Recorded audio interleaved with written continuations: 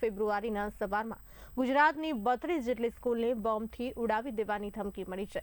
વડોદરાની 18 અને અમદાવાદની 15 સ્કૂલને બોમ્બની ધમકીભર્યો મેલ મળ્યો છે।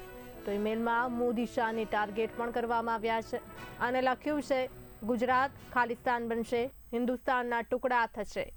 બોમ્બની ધમકી મળતા તમામ સ્કૂલમાં અફરાતફરીનો માહોલ સર્જાઈ ગયો છે અને વાલીઓમાં પણ દોડધામ મચી ગઈ છે। સ્કૂલોમાં બોમ્બ સ્ક્વોડ અને ડોગ સ્ક્વોડ દ્વારા ચેકિંગ શરૂ કરવામાં આવ્યું છે અને તાત્કાલિક ફાયર અને પોલીસની ટીમ સ્કૂલો પર પહોંચી ગઈ છે। હાલ તો સ્કૂલોને ખાલી કરી વાહનો અને સ્કૂલ કેમ્પસમાં તપાસ કરવામાં આવી રહી છે। સાવચેતીના ભાગરૂપે વડોદરાની ઉર્મી સ્કૂલની હોસ્ટેલ પણ ખાલી કરી દેવામાં આવી હતી। અન્ય સ્કૂલોને પણ ધમકી મળ્યાની આશંકા છે।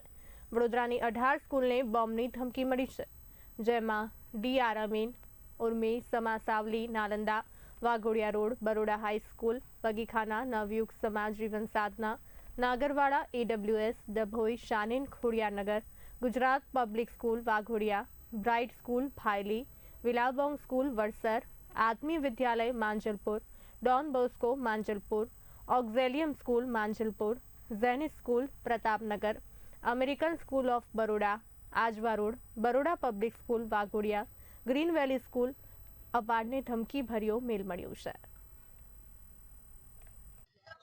બસ આજે સવારે 7:06 ઉર્મી સ્કૂલના ઇન્ફોર્મેશન ઈમેલ એડ્રેસની અંદર આ બોમ્બ થ્રેટનો એક મેલ મળેલો હતો। દરરોજના રૂટીન પ્રમાણે પ્રિન્સિપલ દ્વારા સ્કૂલ શરૂઆત થતાં પહેલાં ઈમેલ ચેક કરવામાં આવે છે। 7:06 મળેલ ઈમેલ તરત જ 2 સેકન્ડમાં ચેક કરી લેવામાં આવેલો હતો અને જે બાદ સૌથી પહેલાં પોલીસને ઇન્ફોર્મ કરવામાં આવ્યું। શાળાની શરૂઆત 7:40 થતી હોય, 7:30 સુધીની અંદર બાળકો આવતા હોય છે, એટલે વેન ડ્રાઈવરોને ફોન કરીને ઇન્ફોર્મ કરવામાં આવ્યું અને વાલીઓને મેસેજ દ્વારા ઇન્ફોર્મ કરવામાં આવ્યું।